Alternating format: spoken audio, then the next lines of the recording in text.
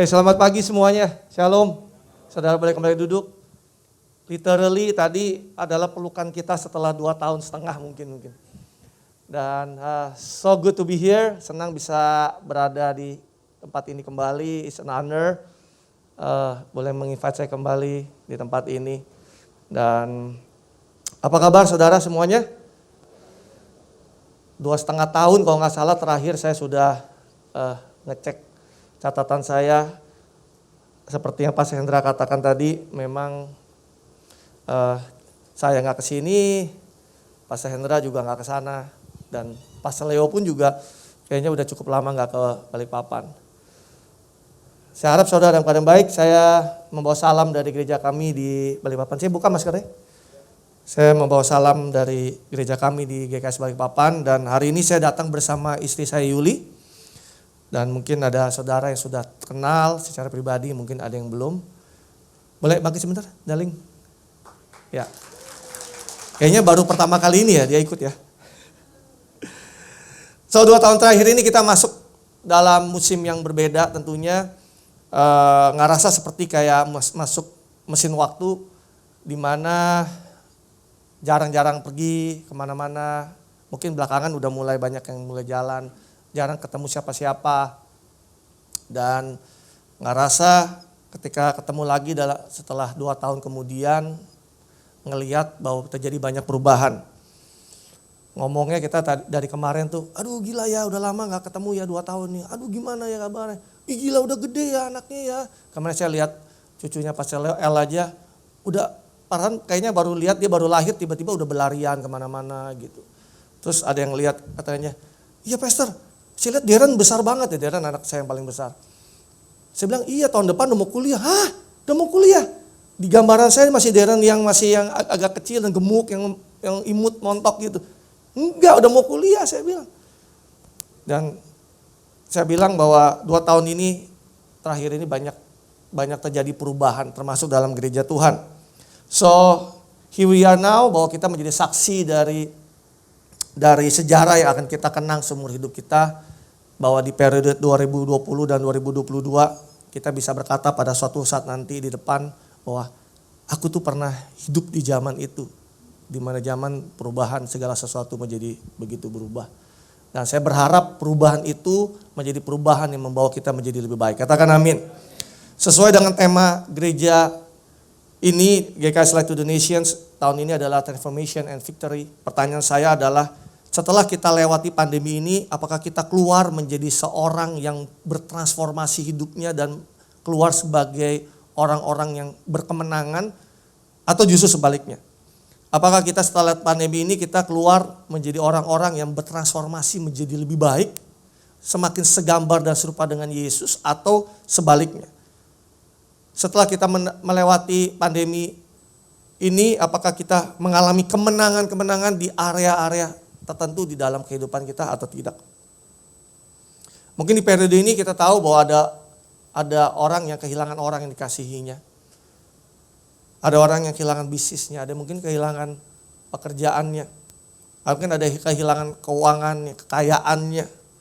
Mungkin gara-gara pandemi Covid, aman-aman aja tadinya, terakhir kena investasi bodong mungkin. Dan ini yang pada akhirnya juga pengaruh kepada keuangannya. Bahkan ada yang saya tahu yang kehilangan imannya, mengalami penurunan dalam kerohaniannya. Saking terbiasanya ibadah online, akhirnya ibadah onsite lagi udah kayak udahlah online aja lah.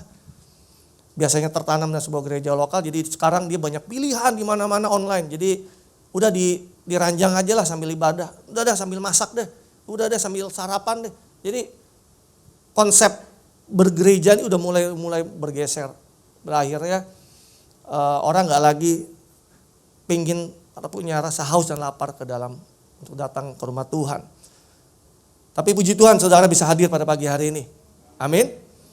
Dan saya bersyukur bahwa kita bisa hadir, kita tetap setia melayani Tuhan buat yang melayani, dan saudara setia untuk datang ke dalam rumah Tuhan.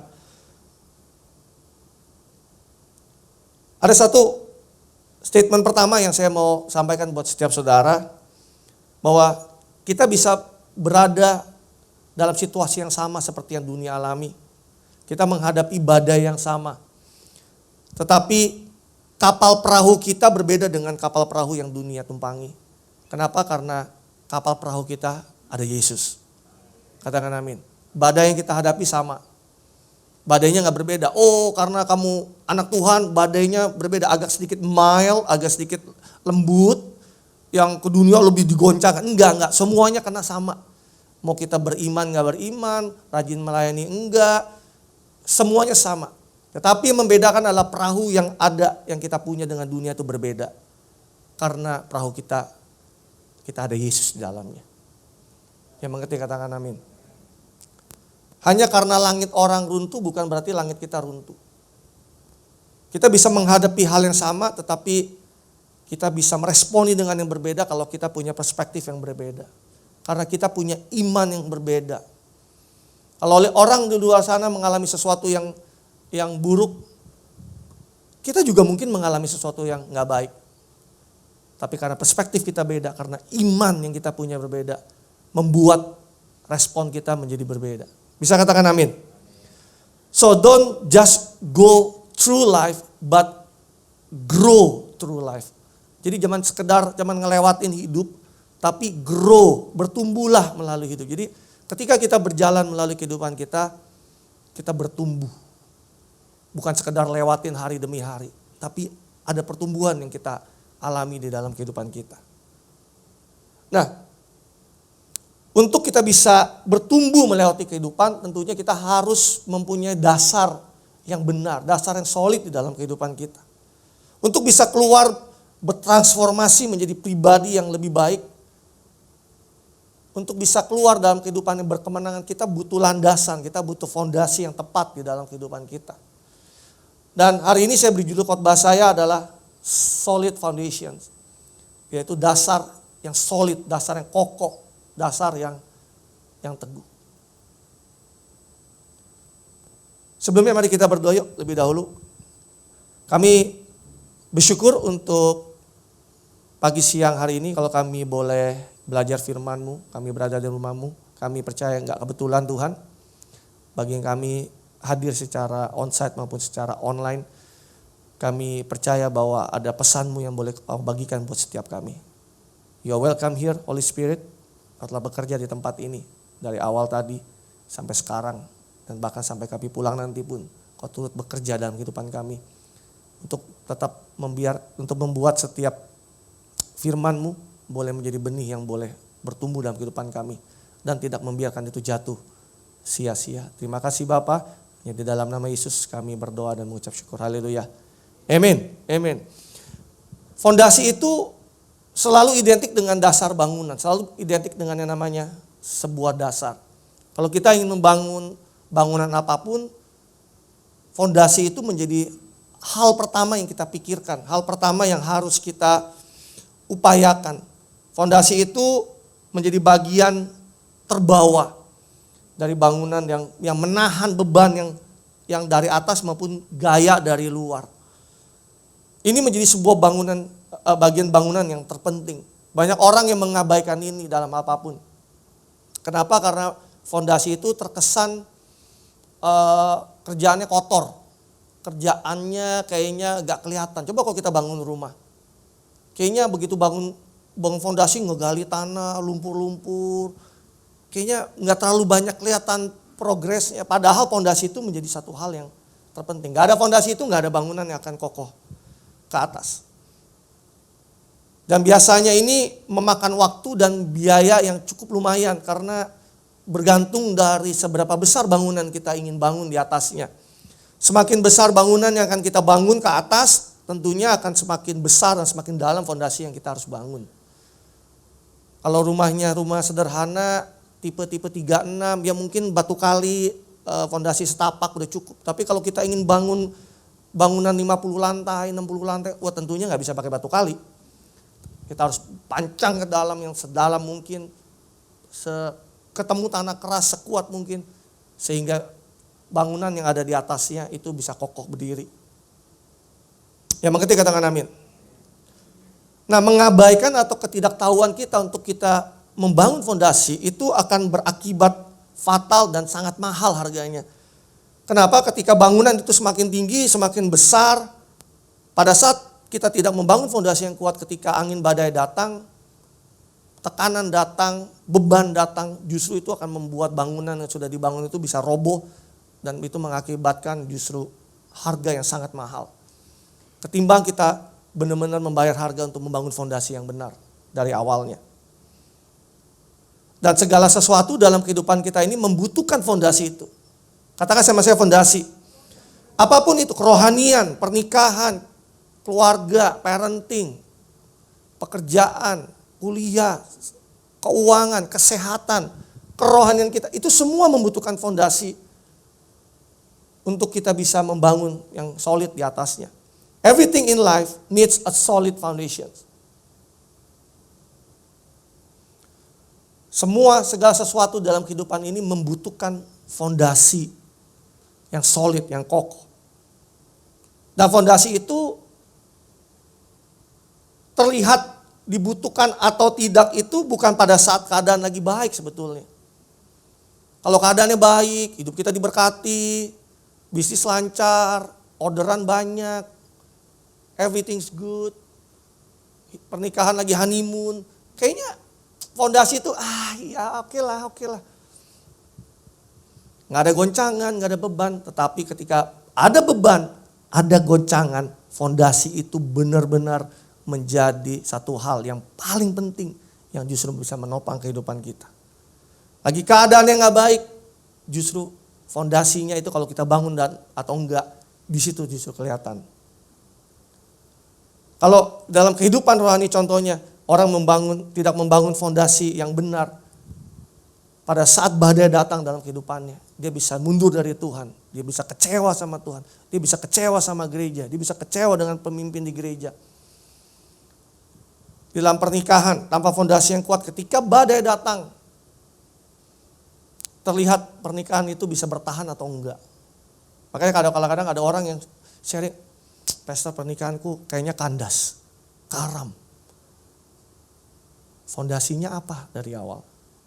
Makanya kalau saudara tahu bahwa kita di Balikpapan maupun di Light to the Nations, kita fokus dalam pernikahan membangun fondasi yang sedemikian bawel, rewel, tanda kutip kepo. Untuk apa sih? Supaya kamu punya fondasi yang kuat dalam pernikahanmu. Karena pernikahan itu bukan cuma sekedar honeymoon, a few weeks, going to somewhere. It's not that. Yang sudah menikah katakan, Anda ngerti maksud saya? Enggak seperti itu.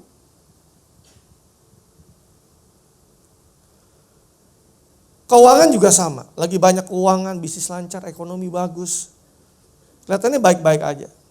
Tapi ketika bisnis mulai seret, job mulai terganggu, terjadi pemotongan upah misalnya. Seperti tadi kena investasi bodong gitu. Gimana fondasi keuangannya selama ini? Terlihat kalau itu fondasi yang kuat atau tidak. Yang mengerti katakan amin. Tahu gak saudara bahwa kehidupan kita itu begitu berharga dan bernilai? Kalau kita melihatnya mungkin ada some of people lihatnya bahwa biasa aja. Tapi hidup kita itu berharga di mata Tuhan, sangat berharga dan bernilai. Kalau kita tahu hidup kita berharga dan bernilai, artinya kita perlu membangun sesuatu yang kuat di bawahnya sebagai dasar yang kokoh supaya yang bernilai dan berharga ini jangan rubuh dong. Are you with me? As simple as kalau kita punya investasi, kita investor, kita ada developer membangun sebuah bangunan yang kita tahu nilainya nggak murah, sangat mahal, dan tentu kita nggak main-main dong sama fondasinya dong. Kenapa? Karena jangan sampai kita udah mengeluarkan sekian banyak harganya yang kita harus bayar sedemikian mewahnya, tingginya gedung itu dan rubuh karena ada kesalahan kita membangun fondasi di awalnya. Make sense buat saudara? Nah untuk itu kita perlu fondasi yang sangat kokoh dan dalam, yaitu Yesus sendiri. Di dalam Yesaya 28:16 dikatakan, sebab itu beginilah firman Tuhan Allah, sesungguhnya aku meletakkan sebagai dasar di Sion sebuah batu yang teruji, sebuah batu penjuru yang mahal, suatu dasar yang teguh. Katakan sama saya, dasar yang teguh. Siapa yang percaya tidak akan gelisah. Wow. Allah sendiri sudah kasih tahu bahwa aku telah meletakkan dasar yang teguh itu yaitu Yesus. Kalau saudara percaya, saudara nggak gelisah. Di dalam New King James dikatakan, therefore thus say the Lord, behold I laid in Zion a stone for a foundation. A tried stone, a precious cornerstone, a sure foundation. Di dasar dan fondasi yang teguh, yaitu Yesus. Katakan amin. Di dalam 1 Korintus 3 ayat 10 dan sampai ayat 11 di dalam bahasa Indonesia masa kini dikatakan gini. Dengan kepandaian yang diberikan Allah, saya sebagai ahli bangunan sudah meletakkan fondasi untuk gedung tersebut. Dan orang lain harus membangun gedung di atas fondasi itu. Setiap orang harus memperhatikan baik-baik bagaimana ia membangun di atas fondasi itu. Sebab Allah sendiri sudah menempatkan Yesus Kristus sebagai satu-satunya, katakan sama saya, satu-satunya fondasi untuk gedung itu. Tidak ada fondasi yang lain. Jadi Yesuslah satu-satunya fondasi yang ditempatkan Bapa buat kita dan tidak ada yang lain. Jadi kalau kita sudah mulai membangun fondasi di atas dasar yang salah, artinya kita tahu bahwa ke depannya ketika goncangan terjadi tinggal tunggu rubuhnya. Karena satu-satunya yang akan kita katakan fondasi yang pasti dalam kehidupan kita hanya Yesus. Bisa katakan amin. Yesus adalah sebuah jaminan dan sebuah kepastian akan dasar hidup kita yang teguh dan kokoh. Nanti akan share lagi lebih deep lagi, lebih dalam lagi. Mungkin most of us kita tahu bahwa, ya aku tahu sih pastor, kita harus dasari Yesus. Aku tahu kok. Yesuslah itu satu jaminan dan satu kepastian untuk kita punya hidup yang teguh dan kokoh. Nah pertanyaan saya adalah apakah selama ini kita membangun fondasi kehidupan kita berdasarkan sesuatu yang sifatnya kekal atau sesuatu yang fana? Sesuatu yang sifatnya long lasting atau temporary. Nah pertanyaannya, bagaimana saya tahu pastor? Bagaimana saya tahu caranya? Di Matius 7 ayat 24 sampai 25 di dalam terjemahan sederhana Indonesia. Saya suka mulai menggali firman Tuhan dari terjemahan-terjemahan yang lain. Supaya apa? Supaya memperkaya perspektif. Supaya memperkaya kita. Maka tadi ada terjemahan bahasa Indonesia masa kini, ada terjemahan sederhana Indonesianya. Dan ini dari terjemahan sederhana Indonesia atau TSI. Oleh karena itu, setiap orang yang mendengar ajaranku dan melakukannya, dia seperti orang bijak yang membangun rumah di atas batu yang keras dan sangat besar, yang digunakan sebagai fondasinya. Kemudian hujan deras turun, lalu banjir naik, air naik dan menyerang rumah itu. Angin kencang juga bertiup menabrak rumah itu, tetapi rumah itu tetap berdiri tegak karena dibangun di atas fondasi batu yang keras. Lihat selanjutnya, tetapi setiap orang yang mendengar ajaranku dan tidak melakukannya, dia seperti orang bodoh yang membangun rumahnya langsung di atas pasir saja. Lalu hujan deras turun, banjir air menyerang rumah itu, angin kencang juga bertiup dan memukul rumah itu, maka rumah itu roboh dan rusak berat. Dari firman Tuhan ini kita bisa belajar 3 hal yang saya mau bagikan pada pagi hari ini. Yang pertama adalah mendengar dan melakukan. Setiap orang yang mendengar dan melakukan setiap ajaranku, kata Tuhan, dikatakan dia sedang membangun fondasi kehidupannya di atas batu sebagai dasar yang keras, yang solid dan yang sangat besar. Mungkin kita nggak pernah benar-benar sadar bahwa pada saat kita mendengarkan firman Tuhan dan kita melakukannya, itu sama seperti kita sedang membangun fondasi yang kuat di dalam kehidupan kita. Mungkin kita nggak pernah menyadari bahwa, oh kalau saya dengar firman Tuhan dan saya melakukannya, sesungguhnya saya sedang membangun fondasi yang kuat. Kalau saudara belum pernah dengar ini, puji Tuhan saudara sadar bahwa pada pagi hari ini bahwa kalau saya dengar firman Tuhan dan saya melakukannya, as simple as that, saya sedang membangun fondasi yang kuat di dalam kehidupan saya. Firman Tuhan jelas membedakan antara mendengar dan melakukan. Mendengar memberikan kita informasi. Melakukan membuat kita bertransformasi. Kalau kita cuma dengar firman Tuhan, kita dapat informasi. Aku dengar kok, aku tahu kok ayat ini pastor. Aduh, aku udah bertahun-tahun. Setiap tahun ada aja pendeta yang khotbah ini. Ada aja pastor yang khotbahin ayat ini. Saya tahu kok. Pertanyaannya bukan saudara dengar dan saudara tahu. Saudara melakukannya apa enggak? Karena pada saat saudara melakukannya, saudara bertransformasi. Katakan amin. Hanya dengan mendengar belum tentu orang melakukannya. Hanya karena orang tahu belum tentu dia melakukannya. Jangan sampai kita kejebak sebagai orang Kristen, anak-anak Tuhan, kita cuman ingin suka mendengar apa yang kita suka, yang kita ingin dengar. Tapi kita nggak mau dengar apa yang harus kita dengar dalam kehidupan kita. Are you with me? Jangan sampai kita kejebak dalam satu situasi di mana firman ini gue suka. Masalahnya bukan cuma kita suka. Kita melakukannya apa enggak? Dan ketika ada firman Tuhan yang berkata kepada saudara dan saya, dan itu adalah yang harus kita lakukan, pertanyaannya mau melakukan apa enggak? Yang mengerti katakan amin. Hanya kita pandai mengucapkan atau berkata-kata firman Tuhan, itu enggak sama dengan kita melakukannya. Bukankah Bible juga mengatakan bahwa iman tanpa perbuatan itu adalah hakikatnya mati? Aku percaya kok pastor. Masalahnya bukan cuma sekedar percaya dengan perkataan kita. Kita melakukannya enggak apa enggak?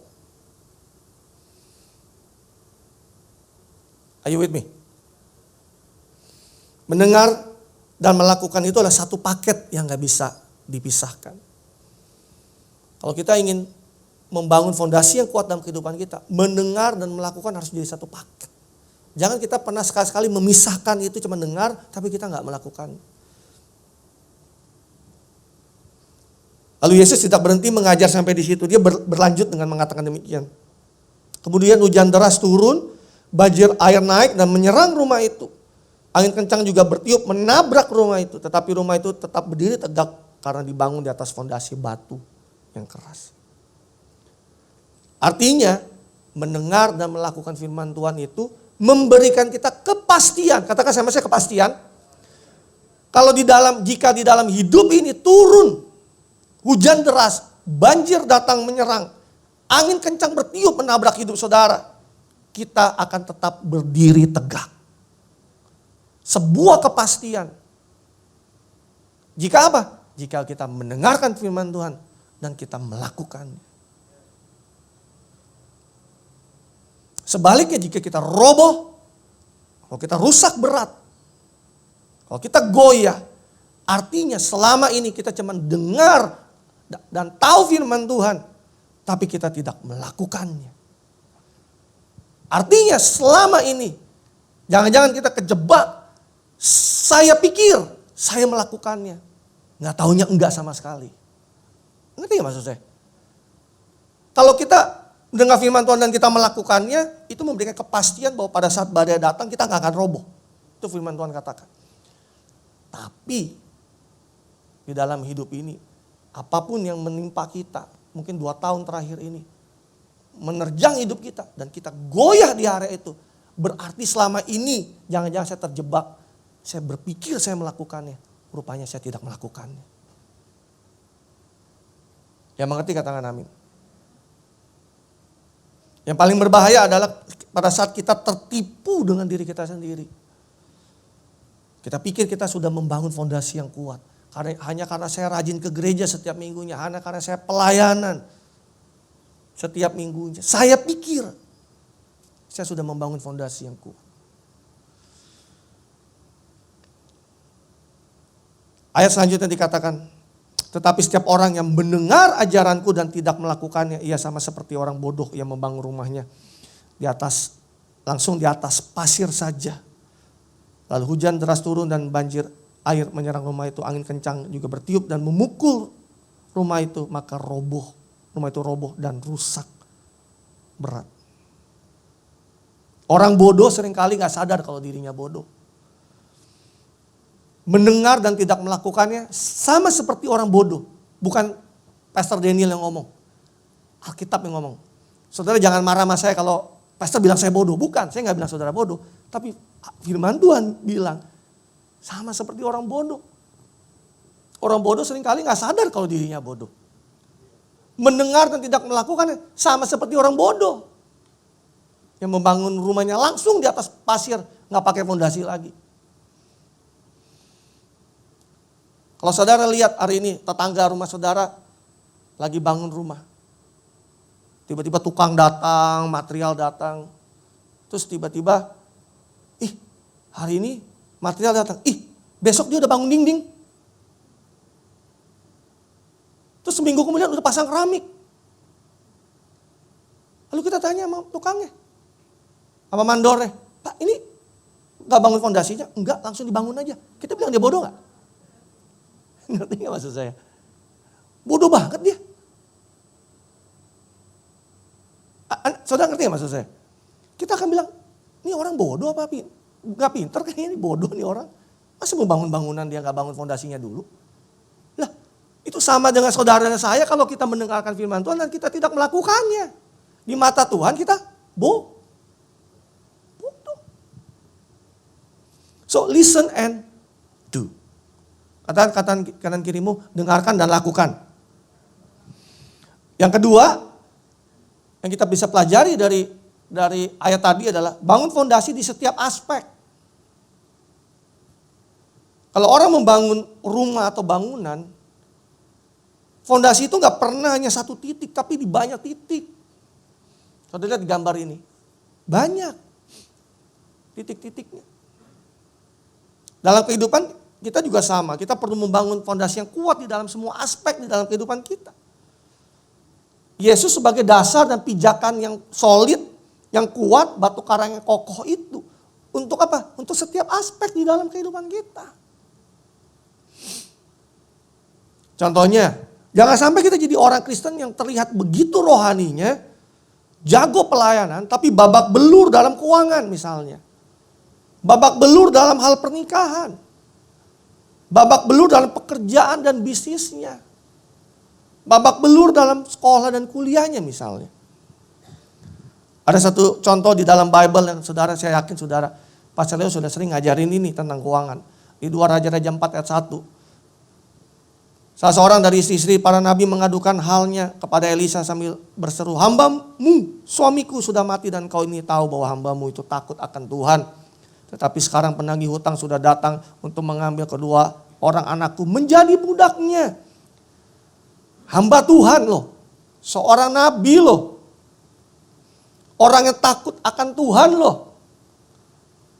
Tapi tidak membangun keuangannya di atas dasar yang solid. Dikejar-kejar pinjol.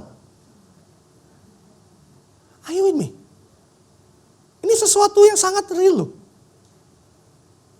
Dikejar-kejar kartu kredit karena dia gak bisa bayar kartu kreditnya. Hamba Tuhan, khotbah jago, follower banyak, subscriber banyak. Kalau khotbah viewernya banyak. Dikejar-kejar pinjol misalnya. Kok bisa ya? Ya bisa. Kenapa? Karena kita harus membangun kehidupan kita dari berbagai aspek dalam kehidupan kita, dasarnya harus sama. Jangan kita timpang, kerohanian solid, Yesus, tapi keuangannya babak belur. Are you with me? Tapi juga jangan sebaliknya, begitu hebat dalam hal keuangan tetapi sesungguhnya tidak membangun fondasi kehidupan yang solid di dalam Tuhan. Pusat kehidupannya adalah uang misalnya. Dasar hidupnya uang, apa-apa kekayaannya. Begitu goyang sekali, digoncang keuangannya, robohlah rumah itu. Tapi kalau dasarnya kuat yaitu Yesus, Alkitab mengatakan tidak tergoyahkan. Bisa katakan amin. Jangan terjebak kita membangun dasar kehidupan kita dari sesuatu yang fana sifatnya. Apa tuh? Uang, kekayaan, popularitas, pendidikan, kepintaran, pengalaman. Kalau kita mulai membangun hidup kita di atas dasar yang itu, yang fana tadi. Ketika itu digoyang, di-swipe oleh badai COVID. Goyanglah kehidupan kita. Tapi kalau selama ini dibangun di atas dasar yang solid, yaitu Yesus sendiri. Anginnya kena nggak? Kena. Rumah yang di atas batu karang bangunnya, di atas pasir. Alkitab katakan sama-sama kena badainya. Sama-sama kena hujannya, sama-sama kena goyangannya. Tapi yang dasarnya solid, dia nggak roboh. Tapi yang dasarnya di atas pasir, roboh dan rusaklah rumah itu. Yang mengerti katakan amin. Ibrani 12 ayat 27 dan 28 dalam terjemahan sederhana Indonesia dikatakan. Dengan menyebut sekali lagi, sudah jelas bahwa Allah bermaksud bahwa segala sesuatu yang diciptakan, yang bisa diguncangkan akan binasa. Supaya hal-hal yang tidak bisa diguncangkan akan tinggal tetap. Siapa yang tidak bisa diguncangkan? Yaitu orang-orang yang membangun hidupnya di atas fondasi yang kokoh, yang solid, yaitu Yesus sendiri. Jika saudara-saudari oleh karena kita sudah menjadi warga kerajaan Allah yang tidak bisa digoncangkan, jadi hendaklah kita bersyukur kepadanya dan marilah kita menyenangkan hati Allah dengan menyembah Dia dengan penuh rasa takut dan hormat. So bangun setiap aspek dalam kehidupan kita yang tidak bisa digoncangkan. Yaitu kepada sesuatu yang sifatnya kekal, yaitu Yesus sendiri. Sesuatu yang sifatnya kekal, yaitu firman Tuhan itu sendiri. So saya bersyukur kalau di dalam gereja ini semua aspek dalam kehidupan kita itu terus dibangun. Kenapa sih ada ministry tentang pernikahan? Kenapa sih ada tentang parenting? Kenapa sih bicara tentang keuangan? Karena saya percaya bahwa gereja ini di Balikpapan dan di Light to the Nations itu ingin membangun setiap aspek dalam kehidupan kita. Supaya jangan ada yang roboh ketika ada badai datang. Are you with me? Supaya pada saat kita membangun setiap aspek dalam kehidupan kita di atas dasar firman Tuhan yang benar, maka waktu badai datang menerpa sisi area situ, aspek itu hidup kita nggak jadi goyah. Kita bisa menjadi orang yang teguh, kuat. Aku iman kuat, aku melayani Tuhan, luar biasa. That's good. Fondasi kuat di kerohanian. Tetapi di keuangan kita nggak membangun di atas dasar firman Tuhan. Habis juga kena badai. Ayo ini. Tapi pada saat kita membangun kerohanian kita di atas dasar batu yang solid, yaitu Yesus. Lalu keuangan kita di atas dasar firman Tuhan yang solid. Waktu badai datang, menerpa hidup kita. Goyang. Tapi saya mendengar banyak kesaksian di gereja ini. Justru malah COVID malah makin naik loh hidupnya.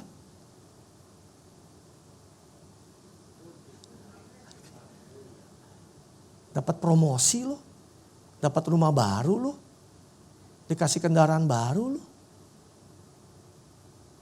Orang-orang mah kena pemotongan gaji, ini mah gajinya dibayar full, dapat bonus lagi. Halo, ngerti gak maksud saya? Padahal udah mengembalikan perpuluhan loh, memberikan persembahan loh. Ada pembangunan, ada dibuka untuk menabur benih untuk pembangunan, dia nabur loh. Kan secara logika uangnya keluar tuh. Malah ditambah-tambahin sama Tuhan. Kenapa bisa gitu? Karena dasarnya benar. Justru malah, gua kena COVID, gua kena pengurangan, jangan perpuluhan deh. Ini gak ada pesan sponsor ya sama sekali, gak ada ya. Jadi jangan salah tangkap saudara. Nggak ada titipan, Pastor Rosali, tadi bilang per bulan. Nggak ada. Sama semuanya. Per bulan tuh nggak kasih lo. Kan kalau logikanya kalau nggak per bulan kan makin ada duit dong berarti ya. Harusnya ya. Paling nggak 10% tuh. Malah makin ambles lo hidupnya.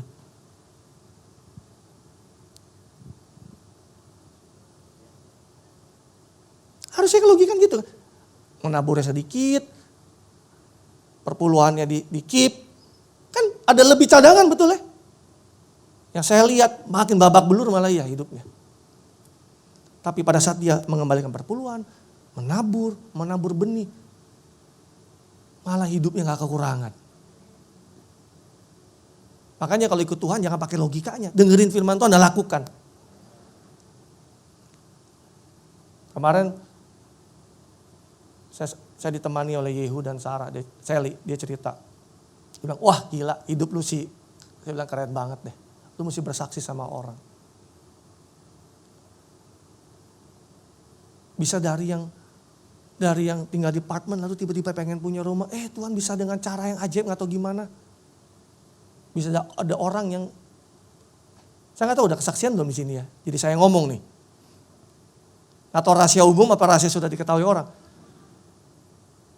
Ya intinya dia ada orang yang gak tahu out of nowhere digerakkan Tuhan lalu dia bisa membangun rumahnya.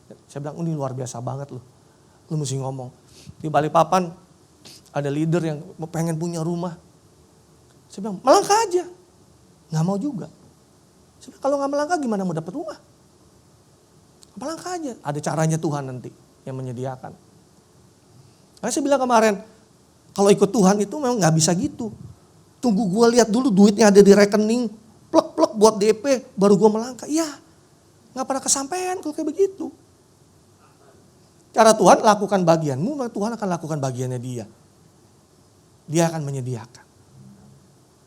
Makanya kalau yang ketemu logika, udah pasti gak ketemu sama Tuhan. Karena Tuhan gak pakai logika, Tuhan pakai iman percaya kita melangkah. Asal dasar fondasinya benar, melangkahlah. Tuhan menyertaimu. Are you with me? Tapi jangan karena nggak ada fondasi yang kuat kita melangkah, konyol namanya.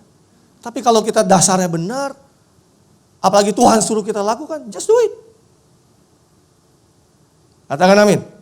Yang ketiga yang terakhir, dari apa yang kita bisa pelajari dari ayat tadi, kenali apa yang datang. Ada banyak hal yang dalam hidup kita yang datang dalam kehidupan kita. Ada yang baik, ada yang biasa aja, ada yang berat. So kenali. Kalau kita bangun rumah itu nggak hanya untuk satu musim. Kita nggak bangun rumah itu hanya untuk keadaan baik saja. Tapi kalau kita bangun rumah itu juga untuk keadaan pada saat keadaan tidak baik. Di Indonesia memang mungkin cuma 2 musim. Tapi dari 2 musim ini kita bisa belajar. Kan kita bangun rumah nggak hanya waktu musim panas saja kan. Pada saat lagi hujan deras pun kita harus siap dong rumah kita dong. Kan gak mungkin kita bangun rumah yang gak siap pada saat musim hujan datang. Are you with me? Kita tahu begitu musim hujan datang, hujan terus setiap hari, ya bangun rumah agak tinggi dong. Masa ya kita bangun rumah di bawah jalan? Nangkap apa maksud saya? Kan kita bangun rumah gak mungkin hanya untuk satu musim. Kalau kita tahu bahwa di Indonesia akan ada musim hujan. Berarti saya mesti siapin saluran air saya dengan baik dong. Saya gak bisa sembarangan dong. Dan nanti kalau hujannya deras, airnya mau dibuang kemana? Sebaiknya kalau kita tinggal di 4 musim, lu jangan bangun rumah yang cuma hanya musim summer doang dong, panas dong. Lalu kalau tiba-tiba lagi musim salju, musim dingin, saljunya berat, apa gak roboh atapnya? Are you with me? So waktu kita membangun kerohanian atau kehidupan kita, kenali apa yang datang. Jadi gak cuma hanya yang baik-baik aja kita siapin, tapi pada saat suatu hari badai salju datang nih. Karena kan ada musim dingin. Daerah sini bersalju. Ya saya harus bangun rumah yang kokoh dong. Harus ada perapiannya dong, betul gak? Lah kalau saya gak siap pada musim dingin, saya mati kedinginan dong di dalam. Saya harus siapin perapian di saat musim dingin datang. Saya siapin kayu bakar di situ. Saya ada api di situ supaya rumah saya tetap hangat. Tembok rumahnya juga bukan tembok rumah bata biasa, mungkin pakai batu di situ. Atapnya juga kokoh. Pada saat lagi badai salju, rumah saya nggak roboh. That's how we think. Itulah cara kita berpikir. Jadi kita harus siapkan diri kita untuk mengenali apa yang datang. Kalau kita bisa membangun fondasi yang kokoh, fondasi yang benar, maka pada saat angin badai datang kita nggak terlalu pusing loh. Are you with me? Tetapi misalnya kalau badai datang dan ada di dalam kehidupan kita, aspek kehidupan kita yang goyah, pakai kesempatan ini untuk mengecek dan membangun kembali dengan fondasi yang benar. Bisa katakan amin. Misalnya kalau kerohanian kita goyah, pakai kesempatan itu mengecek, oh ya, bahwa selama ini rupanya saya cuma tahu dan mendengar firman Tuhan tapi saya tidak melakukannya. So pakai kesempatan itu, apa yang sudah salah dibangun, ayo kita mulai bangun dengan yang benar. Misalnya dalam pernikahan goyah, pakai kesempatan ini untuk ayo refleksikan diri kembali, mulai bangun apa yang salah selama ini, mulai bangun dengan benar. Selama ini dasar firman Tuhan untuk pernikahan sudah jelas dan tidak berubah. Suami kasihlah istrimu seperti kau mengasihi dirimu, dan istri hormati suami. Dasar itu. Kalau selama ini hidup pernikahan kacau balau, ya kembali lagi bangun fondasi yang benar. Istri hormati suamimu. Jaga perkataanmu. Hormati dia dengan tingkah lakumu. Suami jangan sibuk sendiri. Istrimu butuh perhatian. Jangan kita sibuk pelayanan, sibuk kemana-mana, kerja pagi sampai malam. Memang kerja itu kan untuk mendapatkan penghasilan. Tapi jangan lupa, istrimu juga bukan cuma cari penghasilan aja. Dia juga butuh dirimu. Ngerti gak maksud saya? Kan yang penting udah kerja. Yang penting lu tiap bulan dapat bulanan. Bukan hanya itu aja, tapi dia butuh kehadiranmu di rumah. Anak-anak juga sama. Yang penting kamu sekolah, uang jajan ada, mau ke mall, ini dikasih duit. Bukan cuma itu. Dia butuh kehadiran seorang bapak di rumah. So kembali lagi dong. Kalau kita lihat apa sih yang selama ini goyah atau goncang dalam kehidupan kita. Atau yang udah setengah roboh. Bangun lagi dong fondasi di situ. Kalau keuangan, oh selama ini keuangan gua kacau balau. Kembali lagi ke dasarnya. Apa punya tata kelola keuangan yang baik? Mengembalikan perpuluhan apa enggak? Menabur benih enggak? Firman Tuhan jelas. Kita diberikan roti untuk kita makan dan benih kita untuk kita tabur. Nah, jangan roti dimakan, benihnya juga lu makan. Are you with me? Jadi harus kelolanya mana? Roti bagiannya kita makan dong. Buat kita makan. Tapi benih yang Tuhan taruh dalam hidupmu, jangan lu makan juga. Ya tabur dong. Kan dasar Tuhan. Kalau pelayanan goyah, refleksikan diri kita kembali. Apakah selama ini saya sudah membangun di dasar fondasi yang benar dalam pelayanan saya? Apakah selama ini pelayanan saya hanya cuman saya mau cari supaya orang populer dan mengundang saya pelayanan, atau saya benar-benar punya panggilan, punya hati hamba yang Tuhan bilang, kalau hamba kan tinggal tunggu Tuannya bilang lu ke sana, ya kita ke sana. Kalau Tuannya bilang lu belum ke sana, ya udah kita jangan ke sana, jangan kekepoan. Ngerti enggak maksud saya? Kalau Tuhan bilang cukup lu di situ, ya udah di situ aja dulu, ya kita hamba. Tuannya bilang A ya A, ya B ya B. Jangan kita memaksakan diri. Gitu.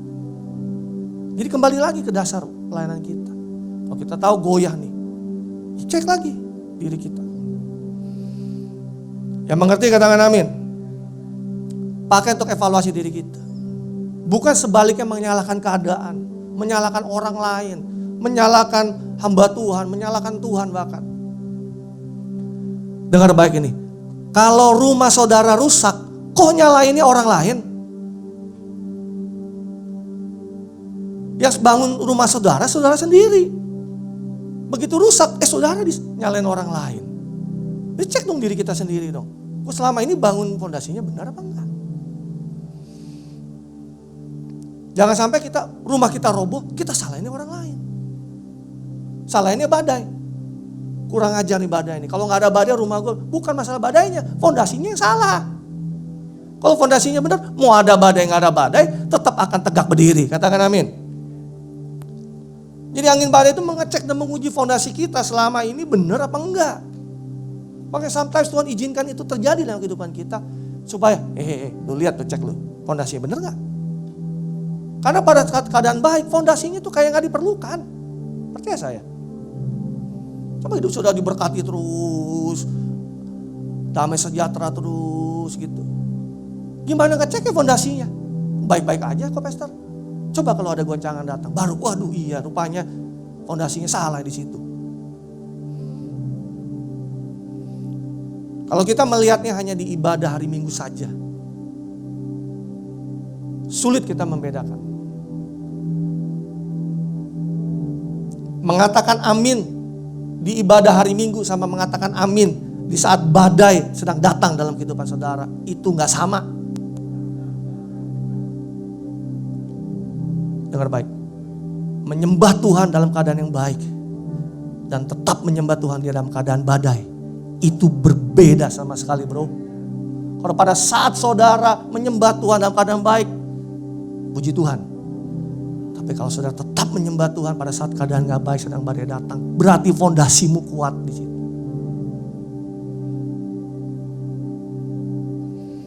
Katakan amin. Di ayat terakhir di Amsal 10 ayat 25 dalam TPT-nya. Proverb 10 verse 25. The wicked are blown away by every stormy wind. But when a catastrophe comes, the lover of God have a secure anchor. Orang jahat terhempas oleh setiap angin badai, tetapi saat bencana datang, para pencinta-pencinta Tuhan memiliki sauh yang aman.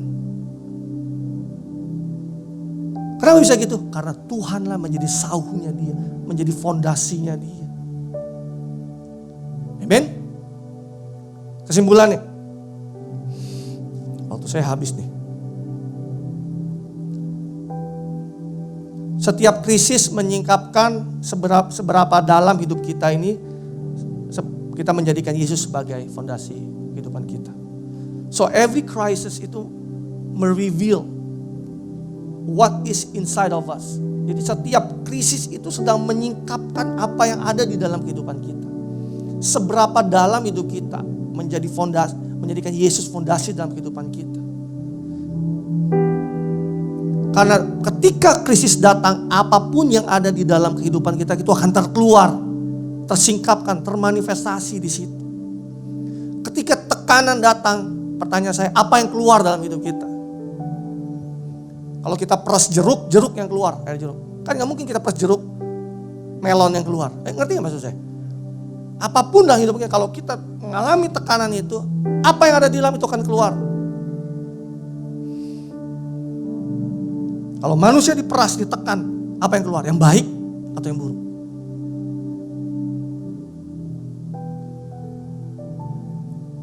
Crisis reveals us, our choices make us.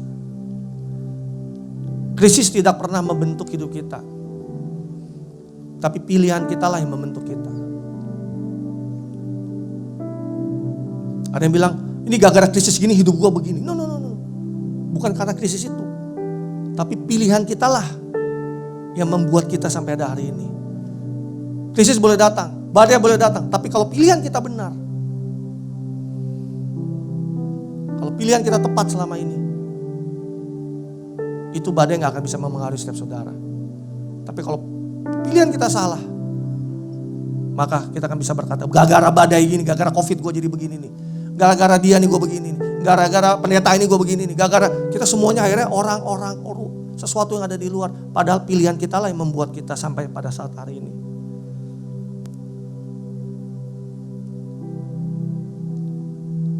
Statement terakhir dari saya. We may not have control over our conditions, but we always have control over our choices. Kita mungkin gak selalu punya kendali atas kondisi dan situasi dalam kehidupan kita, tapi kita selalu punya kendali atas pilihan-pilihan kita, atas masalah itu, atas badai itu, atas kondisi itu. Katakan amin. So kalau kita punya pilihan itu, mulailah pilih, mulai bangun fondasi yang benar. Yesus tadi mengajarkan ada dua tipe orang. Mereka sama-sama dengar kebenaran firman Tuhan, tapi yang satu dengerin, yang satu enggak. Yang satu melakukan, satu enggak.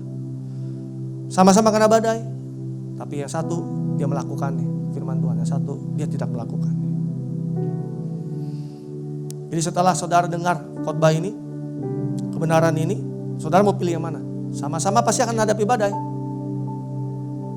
Sama-sama dengar firman Tuhan hari ini. Yang membedakan adalah pilihan saudara. Saudara mau melakukannya atau tetap mengabaikannya.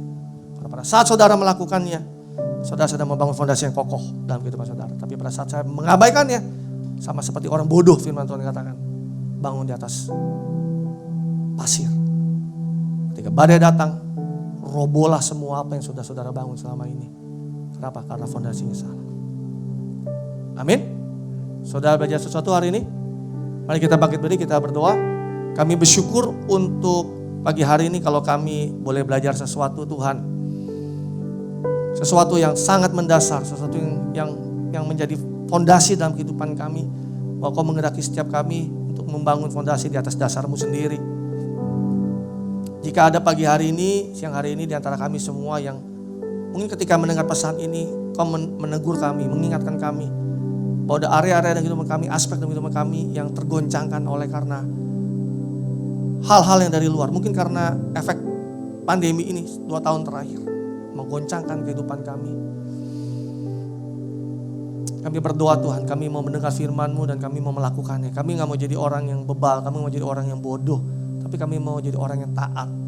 Tolong kami Roh Kudus di dalam keterbatasan kami.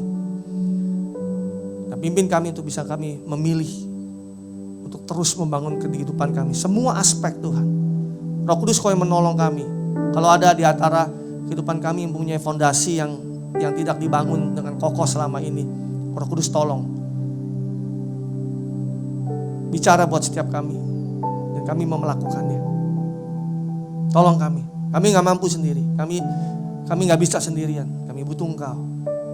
Beri kami kekuatan. Beri kami hikmat. Berikan kami keberanian. Kalau sama ini hidup kami juga begitu banyak hal yang kami bangun salah. Kalau dibutuhkan waktu merestorasi semua itu, kami butuh Engkau Tuhan. Kami butuh Engkau Roh Kudus. Tolong kami.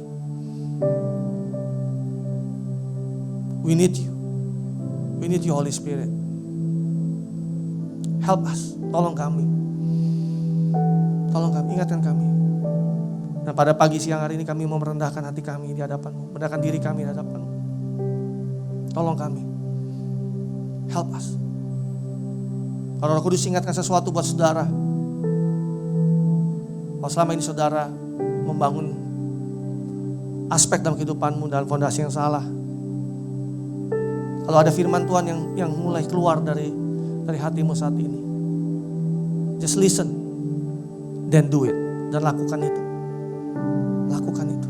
Kau akan lihat bagaimana kau sedang membangun fondasi yang kokoh dalam kehidupanmu. Saya berdoa supaya setiap rumah yang saudara bangun, rumah itu bisa bicara apapun, rumah itu menjadi rumah yang solid, rumah yang kokoh, yang gak goyah. Rumah yang ketika hujan datang pun, rumah itu akan tetap tegak berdiri. Rumah ketika angin badai datang pun, rumah itu gak akan kenapa-napa. Ketika banjir datang pun, saudara di atas batu karang yang kokoh, banjir itu cuma lewat di depan rumahmu. Nggak menerjang habis rumahmu. Aku berdoa di dalam nama Yesus. Ada grace, ada favor, ada pertolongan Tuhan, ada penyediaan Tuhan atas kehidupanmu. Terima kasih Bapak. Mau berdoa memberkati gereja ini, setiap jemaatmu di gereja ini, dari para pemimpin, pastors, all leaders, builders yang melayani, setiap jemaatmu dimanapun mereka berada yang ada secara onsite maupun online. Kami berdoa di dalam nama Yesus. So mereka berada di dalam lingkupan kasih karunia-Mu Tuhan.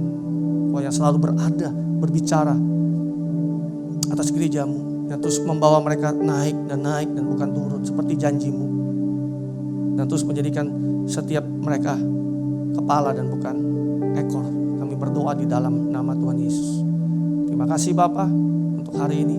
Hanya di dalam nama Yesus kami berdoa dan kami mengucap syukur. Dan setiap kita yang diberkati firman Tuhan sama-sama saya katakan amin. Amin. God bless you. Tuhan berkati.